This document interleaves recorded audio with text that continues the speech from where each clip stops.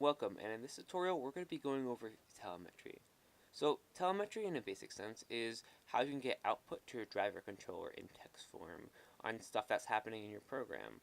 So let's say you wanted to know how a boolean was changing or how your color sensor values were changing and you wanted to record them. You would use telemetry to find that out. So let's get right into it because it's relatively simple. So this op mode I have right here, it is just a more compressed version of this op mode that is present in the templates. So I will have this code all on GitHub if you want to use this.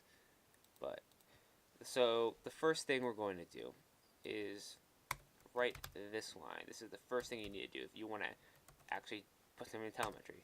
So telemetry.add data. So it takes two parameters.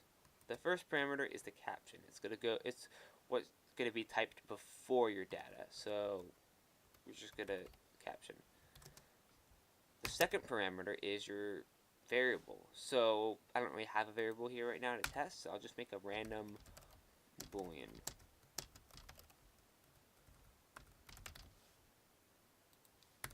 So now with this boolean, I can put this boolean in here, and what would happen is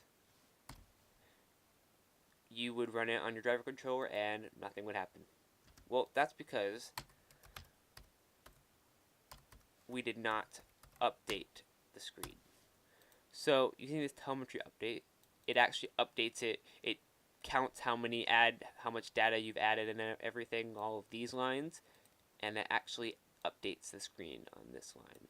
So let's say you put one outside, like behind. The first time it runs through this program, it's gonna get here, update the screen. That's not going to be there. The second time it loops, it'll be there, but because it'll add that data, and then update again. But the first time, it will not. So this is pretty much what you're going to be, the basic sense of what you're going to be doing. If you have a color sensor, you could put color for that, and you could put like a color value right there. Like if you want to try how much red it's seeing, red, and then color.red, your color sensor name.red. So there's a lot of ways this is really useful, and when you're bug testing especially. So I know this is a small tutorial, but this is really important for other things you're going to be doing in FTC programming, so I wanted to make sure that you guys know it. So thank you for watching, and can't wait for you guys to watch my next tutorial.